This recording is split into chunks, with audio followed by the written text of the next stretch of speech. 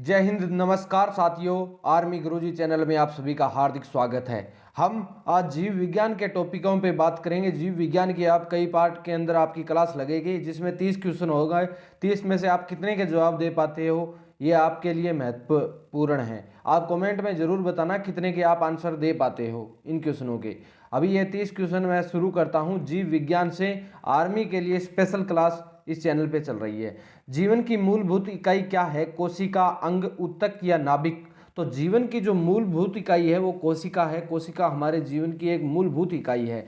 2 number question है, कोशिका के बारे में निम्न में से कौन सा कथन सही नहीं है? कोशिकाओं के आकार और आमाप विशिष्ट कार्य से संबंधित है। कुछ कोशिकाओं के बदलते आकार होते हैं। प्रत्येक कोशिका में निष्पादन की अपनी क्षमता होती है। सभी देह ऊतकों में एक ही प्रकार की कोशिकाएं विद्यमान होती है। तो इसका सही आंसर होगा वो है सभी देह ऊतकों में एक ही प्रकार की कोशिकाएं हैं, वो विद्यमान नहीं होती।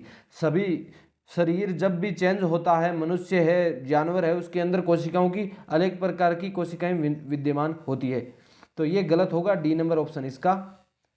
इसके बाद में पढ़ते हैं 3 नंबर, निम्नलिखित में से कौन सा कोशिकांग पादप कोशिका में पाया जाता है किंतु जंतु कोशिका में नहीं पाया जाता?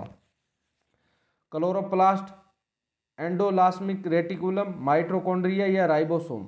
जो कि पादप यानी पेड़ पौधों में पाया जाता है लेकिन जंतुओं में नहीं पाया जाता। तो ऐसा है क्लोरोप्लास्ट, ओनली फॉर पादपों में पाया जाता है, पेड़ पौधों में, मनुष्य के अंदर नहीं पाया जाता है, जानवरों में, जंतु में नहीं पाया जाता है। अगले क्वेश्चन की ओर बात कर लेते हैं। कोशिका का जीवित अंश यानी जीवद्रव्य कहलाता है। जीवद्रव्य यह किसका बना होता है? केवल कोशिका द्रव्य, केवल केंद्रीय द्रव्य, कोशिका द्रव्य और केंद्रक द्रव्य, कोशिका द्रव्य, केंद्रक द्रव्य और अन्य कोशिकांग? तो इसका आंसर सभी बताएंगे। तो ये जीव द्रव्य है जो कोशिका के अंदर, वो कोशिका द्रव्य, केंद्रक द्रव्य व अन्य कोशिकांगों से बना होता है। अगले क्वेश्चन की ओर बात कर लेते हैं। आपके पेपर के अंदर आप देखना, पिछली बार भी ऐसे एग्जामों से क्वेश्चन आए हैं, जो मैंने वीडियो बनाए थे उनमें से बहुत से क्वेश्चन पढ़ रहे हैं। ये आपका मॉडल टेस्ट सीरीज चल रही है। 80% से अधिक कोशिकाओं में पाया जाने वाला पदार्थ कौन सा है? प्रोटीन पाया जाता है, चर्बी, खनिज या जल? जल्दी से इसका आंसर दीजिए। तो 80% से अधिक कोशिकाओं के अंदर जल पाया जाता है। आप सभी को पता होगा जल पाया जाता है। अगले क्वेश्चन की ओर बढ़ते हैं। निम्नलिखित में से कौन सी कोशिकाओं में नाभिक नहीं होता? मूल रोम कोशिका, लाल रक्त कोशिका, प्लेलेट्स या मोनोसाइट? किसके अंदर नाभिक नहीं होता है कोशिकाओं के अंदर? तो लाल रक्त कणिकाओं के अंदर नाभिक नहीं होता है, लाल रक्त कोशिकाओं में नाभिक नहीं होता है। कई बार बता चुका हूं ये क्वेश्चन। निम्न में से कौन सी कोशिका आत्मघाती बेग कहलाता है, जिसे आत्मघाती थैली भी कहा जाता है? मोस्ट इंपोर्टेंट क्वेश्चन को कर लेना, बहुत बार आपका पूछा जाता है। लाइसोसोम, राइबोसोम, डिक्टोसोम्स या फिर फेगासोम्स? कौन सा है जिसे आत्मघाती थैली कहा जाता है? मेरे को पता है, सबको पता होगा इसका। तो लाइसोसोम इसका सही आंसर होगा, लाइसोसोम। लाइसोसोम को आत्मघाती थैली के रूप में भी जाना जाता है। निम्नलिखित कोशिका अंगों में से कौन सा एक अर्धपारगम्य है? कोशिका झिल्ली, प्लाज्मा झिल्ली, कोशिका भित्ति या केंद्रक? कौन सा है वो अर्धपारगम्य है? तो अर्धपारगम्य में बात करें तो कोशिका झिल्ली इसके अंदर अर्धपारगम्य है। अगले क्वेश्चन की ओर बात कर लेते हैं। निम्नलिखित में से कोशिकाओं का पावर प्लांट किसे कहा जाता है? कोशिकाओं का एनर्जी सेंटर, गोलिकोज, माइटोकॉन्ड्रिया, राइबोसोम या लाइसोसोम? कौन सा है? माइटोकॉन्ड्रिया पावर प्लांट कहा जाता है। ये भी मोस्ट इंपोर्टेंट क्वेश्चन है आपके लिए। पावर प्लांट माइटोकॉन्ड्रिया को कहा जाता है। अगली क्वेश्चन की ओर बढ़ते हैं। 10 नंबर, यह श्वसन श्रृंखला का उपयोग कर पादप कोशिकाओं में ऊर्जा का उत्पाद करता है? केंद्रक, माइटोकॉन्ड्रिया, राइबोसोम या हरित लवक? कौन सा है जो ऊर्जा का उत्पाद करता है श्वसन श्रृंखला का उपयोग करके? श्वसन से ऊर्जा प्राप्त करने का काम माइटोकॉन्ड्रिया करता है, आपको पता होगा। इसी पावर पॉइंट कहा जाता है इसीलिए भी, क्योंकि ऊर्जा देता है शरीर को।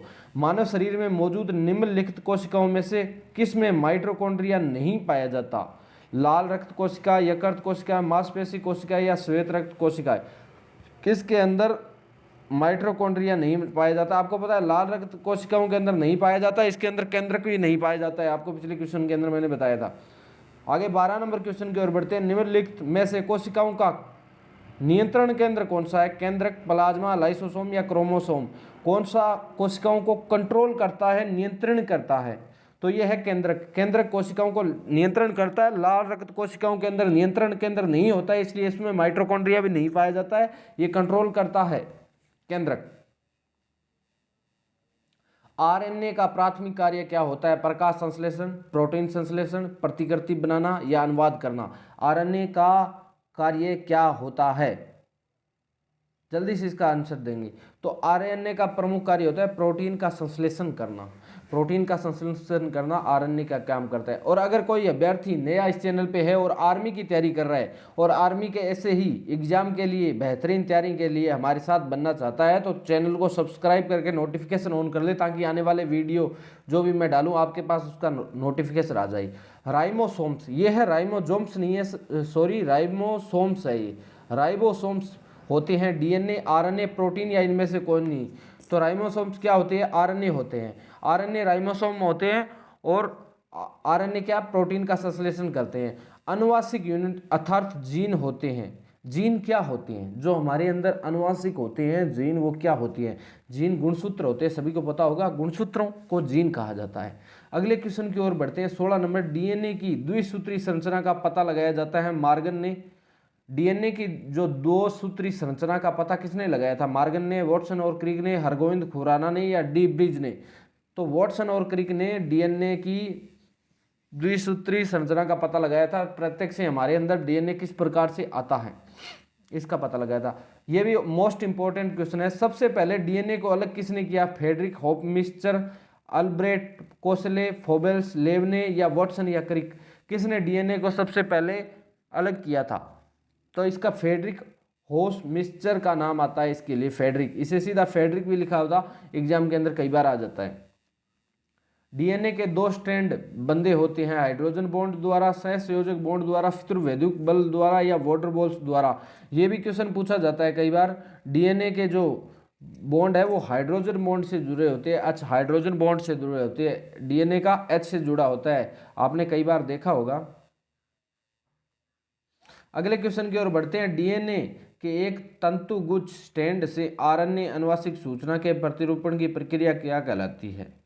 एक स्ट्रैंड से आरएनए अनुवांशिक सूचना प्रतिरूपण, स्थानांतरण, अनुलेखन, प्रतिकृतन या उत्परिवर्तन क्या कहलाती है? तो अनुलेखन कहलाती है। इसका अनुलेखन सही आंसर होगा।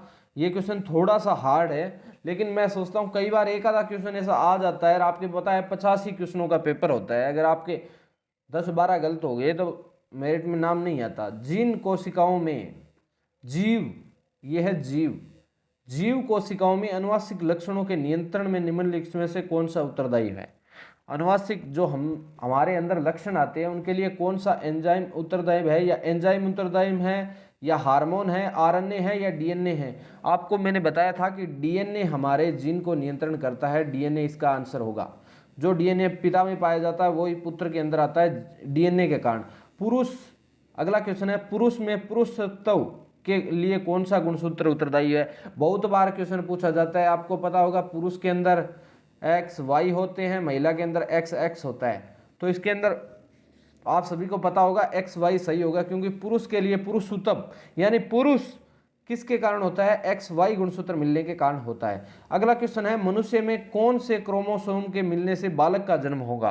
पुरुष का X, स्त्री का Y, स्त्री का X, पुरुष का X व स्त्री का Y, पुरुष का X व स्त्री का X, पुरुष का Y व स्त्री का Y।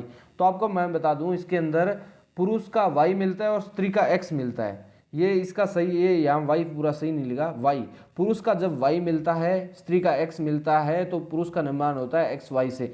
पुरुष के पास में XY होता है और महिला के पास में XX होता है। जब ये मिलते हैं और जब X और Y मिल जाता है तो एक पुरुष का निर्माण हो जाता है। XX से महिला का निर्माण होता है। शरीर में लगी चोट की मरम्मत के लिए किस प्रकार के सेल विभाजन का प्रयोग किया जाता है? केवल समसूत्रण, केवल अर्धसूत्री विभाजन, माइटोसिस या मायोसिस दोनों, या न समसूत्रण और न ही अर्धसूत्री विभाजन? तो जल्दी से इसका आंसर देंगे। शरीर के अंदर लगी चोट की मरम्मत के लिए केवल समसूत्रण ही सेल हमारे विभाजन की किया जाता है। ठीक है, मरम्मत, चोट की मरम्मत केवल समसूत्रण के द्वारा होता है जब हमारे चोट लग जाती है तो। अगला क्वेश्चन है, गुणसूत्रों की आकृति विज्ञान का अच्छी तरह से अध्ययन किसके लिए किससे किया जाता है? अंतरावस्था में, पूर्वावस्था में, मध्यावस्था में या जाइगोटीन में? गुणसूत्रों के आकृति विज्ञान की अच्छी तरह से अध्ययन किसके अंदर किया जाता है? बहुत अच्छा क्वेश्चन है। मध्यावस्था के अंदर इसका अध्ययन किया जाता है, मध्यावस्था के अंदर। ये थोड़ी सी हार्ड लेवल के क्वेश्चन आ गए। विषाणु, ये अभी आपके लिए एकदम करेक्ट है। विषाणु में निम्न में कौन सी एक विशेषता नहीं होती? डीएनए आरएनए की मौजूदगी, परपोषी कोशिकाओं के भीतर प्रजनन, स्वभाव से पूरी तरह परजीवी कोशिका भित्ति की मौजूदगी। विषाणु के अंदर कौन सी चीज है वो नहीं विशेषता नहीं होती है। ये क्वेश्चन इस प्रकार है। तो विषाणु के अंदर कोशिका भित्ति नहीं होती है, कोशिका भित्ति की मौजूदगी नहीं होती है विषाणु के अंदर, बाकी सब चीज पाई जाती है।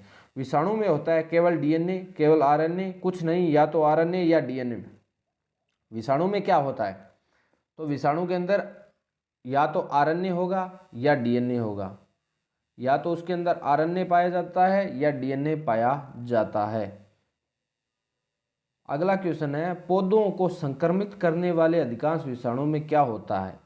पौधों को संक्रमित जब एक विषाणु करता है तो एकल तंतुक्ष वाला डीएनए, एकल तंतुक्ष वाला आरएनए, दोहरे तंतुक्ष वाला डीएनए आरएनए, केवल दोहरे तंतुगुच्छ वाला आरएनए। तो आपको बता दूं इसके अंदर गुच्छे होते हैं आरएनए डीएनए के, तो ये दोहरे और एकल गुच्छे होते हैं। तो इसके बारे में बात कर रहे हैं। तो केवल दोहरे तंतुगुच्छ वाला आरएनए है वो इसको पौधे को वायरस के द्वारा संक्रमित करता है। अगले क्वेश्चन की ओर बात कर लेते हैं। निम्नलिखित में से सर्वप्रथम किस वायरस की खोज हुई थी? कौन से वायरस की सर्वप्रथम खोज की गई थी? पोलियो, एसटीएलवी, टीएमवी या एचआईवी? कौन से वायरस की सर्वप्रथम खोज की गई? बहुत अच्छा क्वेश्चन है ये। क्वेश्चन मैं कह रहा हूँ आपसे पूछा जा सकता है। तो टीएमवी, ये इसका आंसर होगा। टीएमवी ऐसा लिखा भी आ सकता है। इसकी खोज सर्वप्रथम इस वायरस की खोज हुई थी। अगले क्वेश्चन की ओर बढ़ते हैं। एड्स मानव प्रतिरक्षाहीनता विषाणु एचआईवी के द्वारा होता है। एचआईवी के द्वारा क्या होता है? रेट्रोवायरस, प्रतिरक्षा विषाणु, एब्रोवायरस या लेंट वायरस? इसका आंसर देंगे तो रेट्रोवायरस इसका सही आंसर होगा। रेट्रोवायरस। एड्स मानव प्रतिरक्षाहीनता विषाणु एचआईवी के द्वारा क्या होता है? रेट्रोवायरस इसके अंदर पाया जाता है। अगले क्वेश्चन की ओर 30 नंबर लास्ट क्वेश्चन है। जंतुओं में होने वाले फूड एंड माउथ रोग किसके कारण उत्पन्न होते हैं? तो जंतुओं के अंदर होने वाला जो फुट एंड माउथ का जो रोग है वो जीवाणु, कवक, प्रोटोजोआ या विषाणु, ये भी एक आपको पता है आ जाता है। तो जीवाणु से होता है। जंतुओं के अंदर जो मुंह में और जो पैरों के अंदर जो भी रोग होता है वो जीवाणुओं के कारण होता है। इसी प्रकार आपके 50 क्वेश्चन आज की क्लास में आ चुके हैं और आने वाली क्लासों को लगाने के लिए आप चैनल को सब्सक्राइब कर लें ताकि आपके पास उसका नोटिफिकेशन आ जाए। और इसी के साथ सभी को जय हिंद, राम राम।